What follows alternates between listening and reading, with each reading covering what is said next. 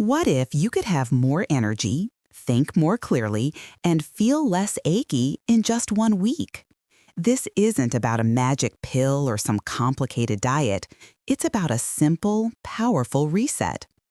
Over the next hour, I'll guide you through a gentle hydration challenge designed specifically for us over 70s. This journey isn't about forcing down water, it's about rediscovering a level of vitality that might be hiding in your own kitchen tap. Are you ready to feel the difference? Welcome to Silver Smile and Bites. Today we begin an experiment, a week of paying closer attention to one of the most fundamental elements of our health. You might think, I've been drinking water my whole life, what's new? The reality is, our bodies at 70 operate by a different set of rules than they did at 30. The internal signals we once trusted, especially the feeling of thirst, can become quiet and unreliable. That once loud alarm bell for needing a drink now barely whispers. This can create a slow, creeping deficit of water in our bodies, a mild, chronic dehydration we might not even identify. We just feel off, a little more tired, a bit foggier, maybe our joints protest a little more loudly in the morning. We often dismiss these feelings as an inevitable part of the aging process. But what if a large part of that sluggishness is simply a quiet request from your body for more fluid? This week is about answering that very question for yourself. This is an exploration, not a test. We are aiming for awareness, not perfection. We're going to learn how to support our bodies with simple, almost effortless habits. And if you find these small changes make a big difference in how you feel, consider subscribing. We are always exploring practical, science-backed ways to add more vitality to our days, and we'd be honored to have you with us. So, let's begin by understanding the feeling we're trying to change. Think about that classic afternoon slump, usually around 2 or 3 o'clock. Is that when your energy seems to evaporate? That feeling is one of the most common signs that your fluid levels are dipping. Our brains are roughly 75% water. When that level drops even slightly, brain performance can slow down. It's like trying to drive a car with low oil. The engine still turns, but not as smoothly. You might find it harder to focus, or you might feel a touch more irritable for no clear reason. Another clue hides in our muscles and joints. Water is a key component of the lubricating fluid in our joints. It's also essential for muscle function. When we are low on fluids, we might feel stiffer, a bit creakier. A simple walk might feel like more of a chore. These aren't dramatic problems. They are quiet, daily frictions that we slowly learn to live with. Over time, however, they chip away at our energy and our spark. The goal of this 7-day reset is to see if we can reverse that trend. For the next 7 days, we will focus on one simple theme each day, building on the one before. It's gentle, it's gradual, and it's designed to be easy. Our journey starts now. Our first 2 days are about building the foundation. This is where we create the system that makes the rest of the week feel natural. Forget willpower. We are going to rely on smart preparation. The first question is always, how much fluid do we actually need? The old rule of 8 glasses a day was a simple guess, not tailored science. For many healthy adults, a better starting point is about 6 to 8 peps of total fluid daily, which is around 1.5 to 2 liters. See this as a gentle suggestion, not a strict rule. Your personal needs will shift with the weather, your activity level, and your medications. The most important rule is this. If you have any health conditions, especially with your heart or kidneys, your doctor's advice is the only one to follow. So how do we track this without it becoming a full-time job? We make it visual. Find a pitcher that holds roughly your daily goal. First thing in the morning, fill it with water. Your only objective for the day is to see that pitcher empty by evening. Place it somewhere you cannot miss it, like on the kitchen counter by the sink. Every time you walk past, it serves as a silent, gentle reminder. No apps or alarms, just a simple visual cue. If a pitcher feels cumbersome, a reusable water bottle works just as well. You can even use a clever trick with rubber bands. If your goal is to drink 4 bottles a day, put 4 rubber bands around the bottle. Each time you finish one and refill it, move a rubber band from the top to the bottom. It's a surprisingly satisfying way to watch your progress. But what is the single biggest barrier to staying hydrated? It's simply distance. To solve this, we create a hydration station. This is about making the right choice the easiest choice. Think about where you spend most of your time. Is it a favorite armchair, a spot at the kitchen table? Wherever that spot is, set up a small tray or coaster. Keep your favorite glass there, right next to your filled water bottle or a small carafe.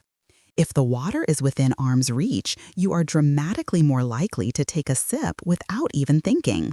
We want to remove every possible bit of friction.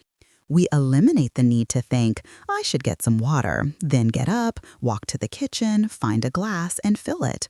With a hydration station, the water is just there, ready and waiting. Finally, for these first 2 days, let's master the art of habit stacking. This technique is incredibly effective for building new routines.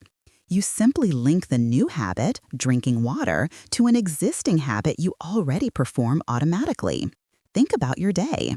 You already brush your teeth. You already make your morning coffee. You already sit down for meals. These are your anchors. The new rule is simple. After you brush your teeth, drink a small glass of water. Before you turn on the kettle, drink a small glass of water. Before you take your first bite of a meal, drink a small glass of water. Each glass doesn't need to be large. 4 to 6 ounces is perfect. We aren't flooding our system. We are creating a rhythm, a gentle, consistent pulse of hydration throughout the day.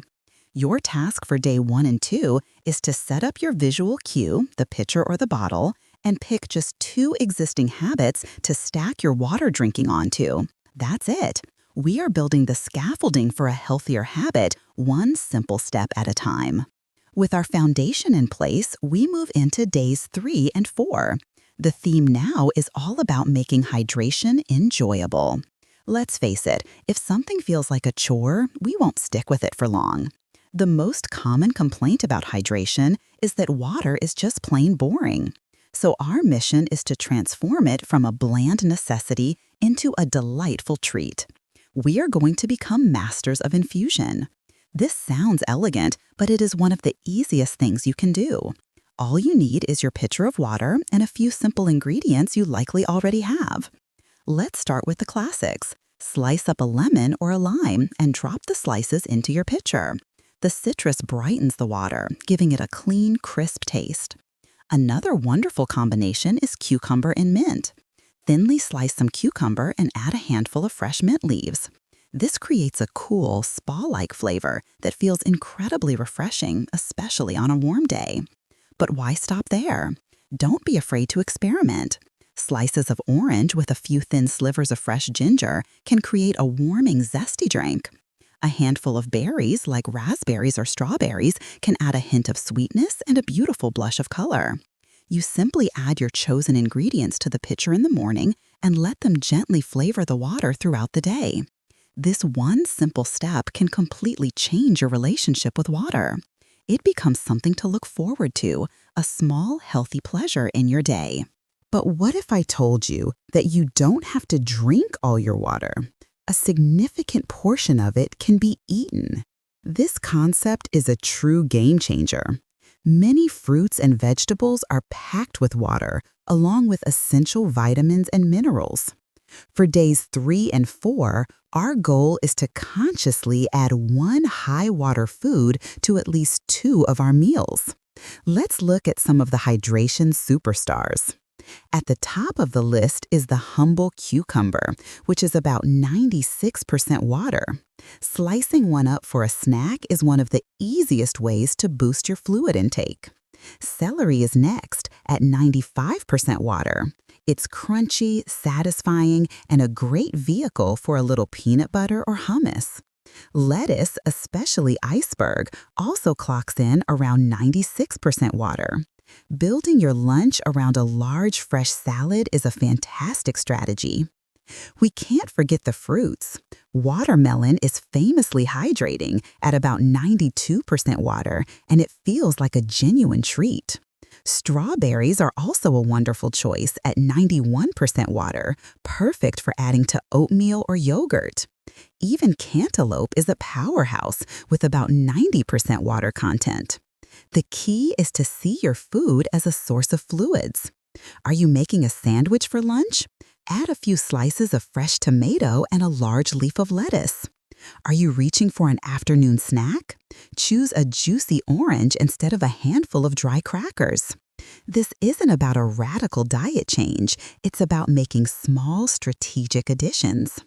And of course, there is one of the most comforting hydrators of all, soup. A warm bowl of broth-based soup, like chicken noodle or a simple vegetable soup, is mostly water. It's hydrating, it's nourishing, and it can feel incredibly comforting. It all counts towards your daily goal. So, for the next 2 days, your mission is twofold. First, try infusing your water with something new and discover what flavors you enjoy. Second, look at your plate. At lunch and at dinner, ask yourself, how can I add one water-rich food to this meal? Perhaps it's a side of sliced tomatoes, a bowl of watermelon for dessert, or starting your meal with a small cup of broth. You might be surprised at how much these small additions contribute to your overall hydration and how much better you start to feel. We are proving that staying hydrated can be a flavorful and deeply satisfying experience. We have now reached days 5 and 6 of our reset, and it's time to get strategic. Our theme for these 2 days is timing is everything. We've established a system and made our fluids more enjoyable. Now we will fine-tune when we drink to maximize benefits and minimize inconveniences.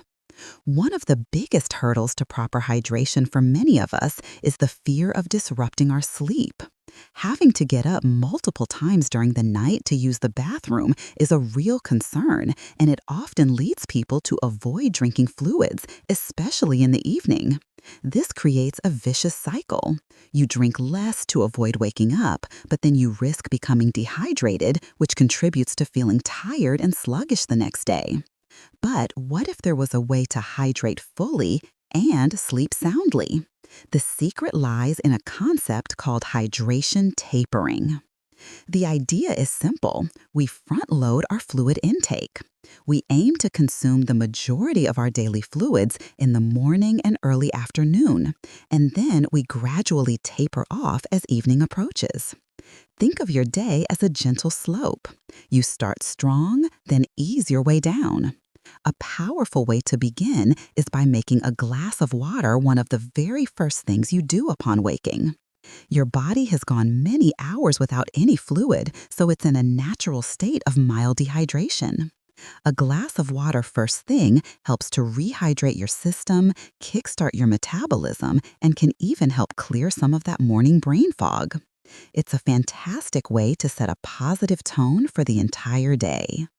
Then, you continue to sip steadily throughout the morning.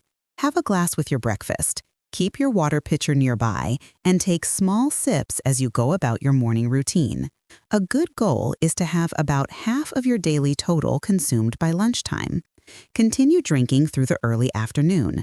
This is often when that afternoon slump tries to take hold, and a glass of cool water is a far better pick-me-up than a sugary snack. Then, around 3 or 4 o'clock, you begin to taper. You don't stop drinking entirely, but you switch from full glasses to smaller sips. If you have dinner at 6, have a small glass of water with your meal. After that, your drinking should be minimal, perhaps a few sips when you take medication or if your mouth feels dry. The goal is to have your last significant drink at least 1 to 2 hours before you go to sleep.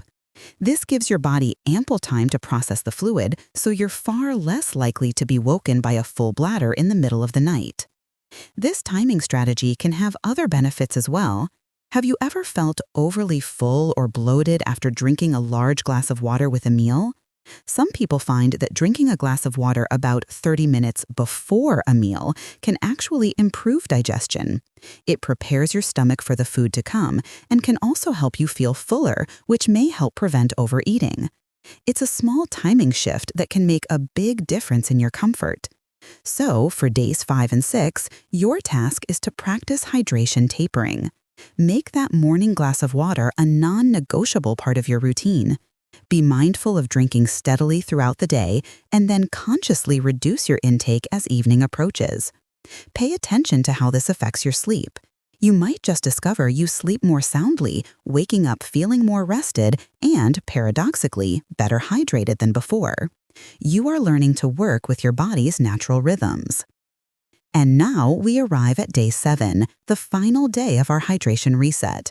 Today is for reflection and celebration. Our theme is simple: feel the difference.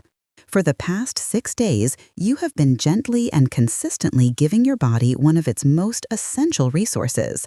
You've built a system, you've made it enjoyable, and you've timed it strategically. Now it's time to pause and listen. The changes we're looking for might not be seismic shifts. They are often subtle, quiet improvements in how we experience our day. So let's take a moment for a gentle self-check-in. Think back to 1 week ago, before this challenge began. How did you feel? Let's start with your energy. Consider that common 3 o'clock slump. Did it feel any different this week? Was it perhaps a little less severe? Did you have just a bit more stamina to finish your afternoon tasks or enjoy a conversation without feeling completely drained? Maybe you didn't feel a huge surge of energy, but simply a more stable, even feeling throughout the day. That is a significant win. Next, consider your mental clarity. How was your focus? Think about activities that require concentration, like reading a book or doing a puzzle. Did it feel any easier this week? Was your mind a little less foggy in the mornings? Proper hydration doesn't always feel like a jolt of genius, but more like wiping a dusty film from a window pane. Things just seem a little bit clearer. Did you notice any moments like that? Now turn your attention to your body. How have your muscles and joints felt? Did any of that morning stiffness ease up? Did a walk around the block feel any less strenuous? Water is crucial for lubricating our joints. Sometimes the effect is a small reduction in those daily aches and pains, a feeling of being just a little more limber. Also, pay attention to other small things. Has your skin felt less dry? Have your eyes felt less gritty? These are all signs that your body is responding positively to this new level of care. The purpose of this reflection is not to search for a miracle, but to develop a new awareness. It's about learning to connect the dots between how you feel and the simple actions you take. Whatever you've learned this week is valuable data about your own body. You completed a personal experiment and took an active role in your own well-being. That is something to be truly proud of. Now that our 7-day reset is complete, the crucial question becomes, how do we make this last? The goal was never perfection for 1 week, but progress for a lifetime. This is where we build a sustainable, personal routine. You don't need to continue every single thing we practiced. Instead, I want you to choose the 1 or 2 strategies that felt easiest and made the biggest difference for you. Did the visual cue of the water pitcher on the counter work wonders? If so, make it a permanent fixture in your kitchen. It takes seconds to fill in the morning, and it can be your silent coach all day. Did the habit stacking technique click for you? Then choose your favorite anchor habit. Perhaps it's drinking a small glass of water after you brush your teeth, and commit to just that one thing every day. Once that becomes automatic, you can add another. Simplicity is the secret to consistency. Perhaps you were someone who discovered the joy of eating your water. If you found that adding a big salad to lunch or having a bowl of soup made you feel great, then focus on that. Make it a goal to include one hydrating meal in your day. This feels less like a task and more like a delicious way to care for yourself. Or maybe the infused spa water was your breakthrough. If a few slices of cucumber and mint are what it takes to get you to drink more, then embrace it. Keep those ingredients on hand. It's a small luxury that pays huge health dividends. The idea is to find your personal formula for success. As we build these new habits, it's natural for questions to arise. Let's address some of the most common ones. A very understandable concern is bladder control. Some worry, if I drink more, won't that make my incontinence issues worse? It's a valid fear, but the reality can be the opposite of what you'd expect. When you're dehydrated, your urine becomes more concentrated. This concentrated urine can actually irritate the lining of your bladder, making you feel the urge to go more frequently and more urgently. By staying well hydrated with clearer, more diluted urine, you might find your bladder is actually calmer. The strategy of tapering your fluids in the evening is especially important here. And as always, this is a topic to discuss openly with your doctor. Another critical point is for anyone told by their doctor to restrict fluids. If you have a condition like congestive heart failure or certain types of kidney disease, your doctor's instructions are the most important rule to follow. This guide is for healthy adults. Your medical team has given you a specific fluid limit for a vital reason. Please continue to follow their guidance precisely. Your health and safety are the top priority. Finally, people ask, is it possible to drink too much water? Yes, though it is quite rare for most healthy adults. The condition is called hyponatremia, and it happens when a huge amount of water is consumed in a very short time, which dilutes the body's sodium levels. This is why our entire focus has been on sipping steadily throughout the day, not chugging gallons at once. Our approach of consistent, moderate intake, combined with eating hydrating foods, is a safe and balanced way to meet your body's needs. The goal is always balance, not excess. By choosing the strategies that work for you and understanding these concerns, you can move forward with confidence. We've spent this time together exploring a simple truth, that paying gentle attention to our hydration can unlock a new level of daily well-being. We learned that our thirst signal can't always be trusted after 70. We discovered that staying hydrated can be delicious, satisfying, and strategically timed to protect our sleep. You completed a 7-day journey, not in search of a miracle, but in search of awareness. And you found it. You learned to listen to your body in a new way. That knowledge is power. It puts you in the driver's seat of your own vitality. You now have the tools to actively boost your energy, sharpen your mind, and support your physical health every single day. The power was never in a magic bottle. It was in your water glass all along. If this guide gave you even one new tool for your health toolkit, help it reach others by clicking the like button. It's a simple click that tells YouTube this information is helpful and can show it to someone else who might need it. Here's to feeling brighter, clearer, and more vibrant one simple sip at a time. Take good care.